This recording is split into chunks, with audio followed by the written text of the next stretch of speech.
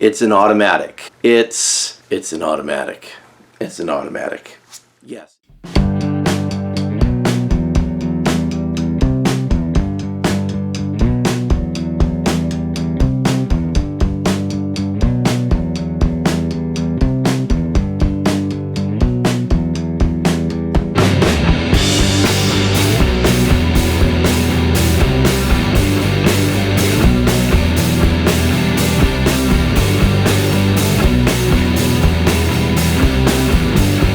Hey everyone. Alright, so we are going to do a couple of things today. The first thing that we got to get to is the transmission fluid change on the Corrado. Now, yeah, it's an automatic. It's an automatic. It's an automatic. Yes, it's an automatic. When I bought the car, I had to deal with my wife that if I got another Corrado, because this is number 4 for me in the Corrado realm, but if I got another Corrado, that it had to be an automatic so that she could drive it. Now, she does drive stick, she just doesn't like to. So the deal was, I get an automatic VR6, and when the automatic broke, then I could replace it with a manual transmission. Well, I got the thing with 55,000 miles, quite a number of years ago. Well, we are now at 203,000 miles, and that stupid automatic transmission will not die. But it is time to service it, and you know, as long as it'll keep running, I'm going to keep it running. If it does die, then it dies. Great, but in the meantime, I'm going to do my best to service it and see how much life we can eke out of this thing. So the 09 transmission is, or 096 transmission is what's in there. It is very mechanically similar to the 01M transmission found in the Mark IV. The Mark III, Mark IV automatic transmissions, VR6 1.8T, the actual assembly itself is very similar. The bell housings are obviously different between the VR6 and the 1.8Ts, but anyway, it should be a fairly straightforward process. I've done the filter and fluid change on a number of Mark IVs. I haven't done one on a Mark III before, or as this is a Mark II with a Mark III transmission. So anyway, we're going to get into that. Hopefully it goes smoothly, but you know, Corrado, so who knows. Alright, so getting underneath here. Here is what we are looking at. This is the VR6 Corrado. Actually has a steel skid plate protecting the automatic transmission, so that's a good helpful thing. But I do notice there's a giant dent in the pan on it, so obviously I hit something at some point in time. I see a matching dent on my oil pan as well there in the front corner, so thank goodness for steel oil pans. Yeah, they look like they're matching, so maybe I hit a I don't know what I might have hit, a speed bump or something in the road. Obviously it's wide enough to hit both of those things, but maybe they were two separate impacts, but I think I would have remembered them since I'm the only one that has driven this car in forever. So yeah, anyway, we're going to take off this. So there's a few bolts that hold on the steel protector, and then we can get to the drain plug. I believe this one has a drain plug. It's possible that it doesn't. There are some that don't, and you just have to drop the pan and let it all dribble out, which is messy, but you know, whatever. So I think there's a drain plug up underneath there, and if not, then we'll just deal with it. This one does have the dipstick on top, so we do have a way to fill it quite easily using the hole for the dipstick. So that's good news. It'll make life easier. So anyway, we'll get to taking off these bolts here, and yeah, see how it goes.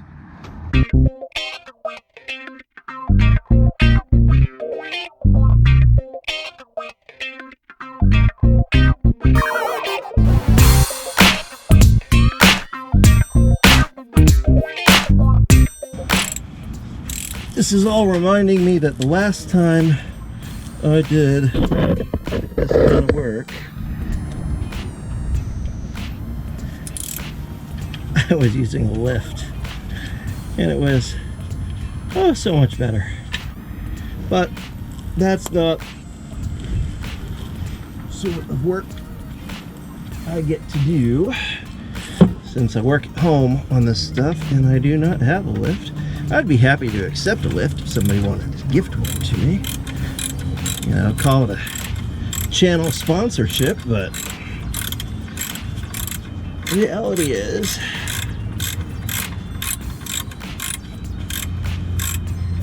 the vast majority of us are working on our cars on jack stands in our driveway if we're doing our own work. So that's what I'm holding to.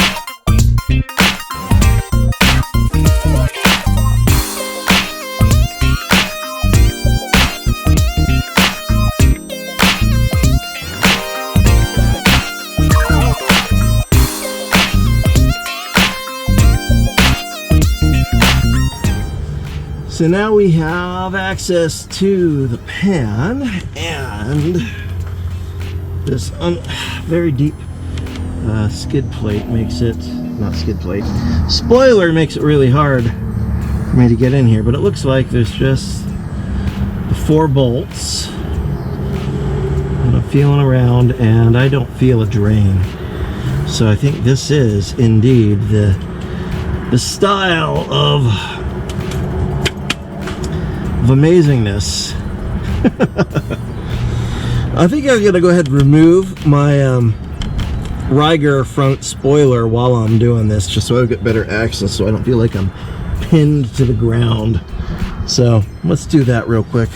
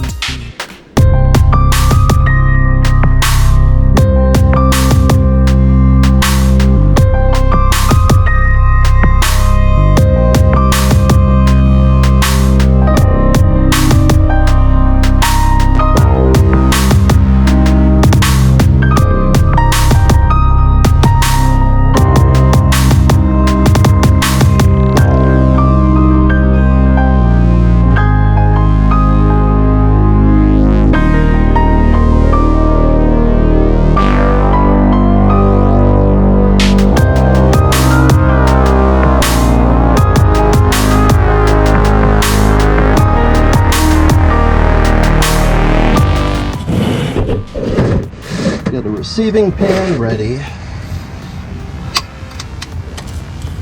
and these are just, there's just 4 10mm bolts holding this in place. Oh yeah, there, it's just even a little bit of loosening, it's already wanting to start draining. I haven't even hit the back 4 yet.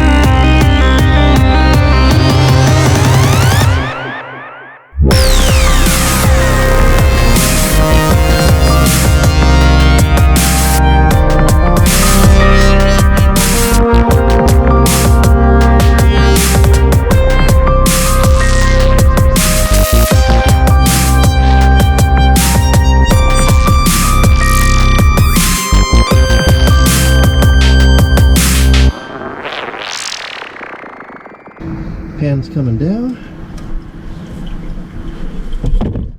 Yeah, and there's the splash. Didn't get my face, but all right.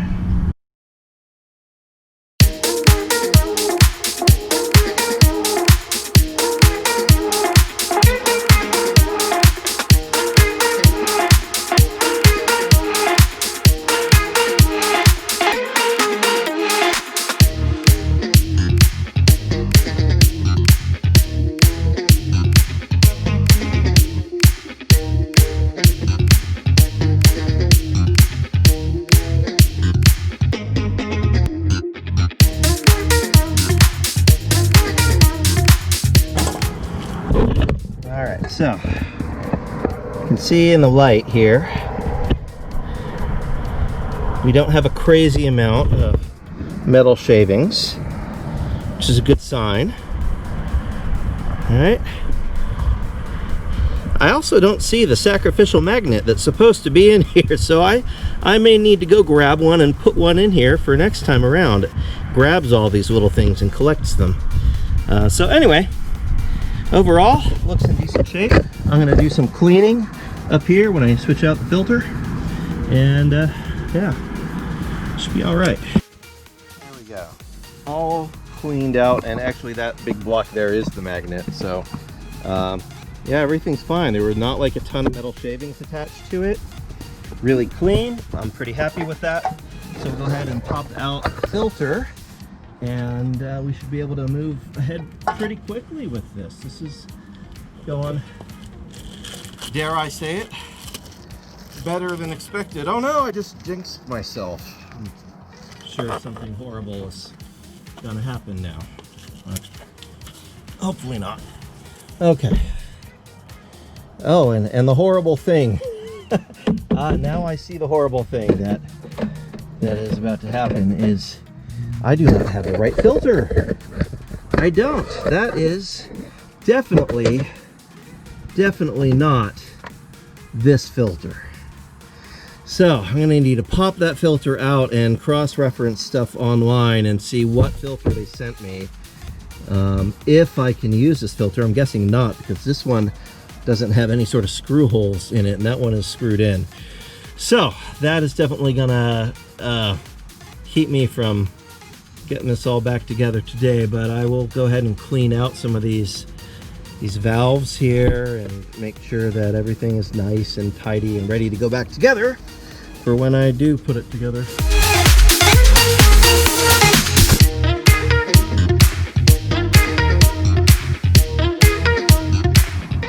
So here's what I've run into. We were making really good progress, but of course, you know, Corrado. So something had to go wrong. Why else would you be watching this channel if everything went right? So we got into the transmission. Everything looks great. There's not a whole lot of metal particles in the transmission fluid or in the pan or on the magnet. It looks great. But the guaranteed to fit filter is not something that will fit.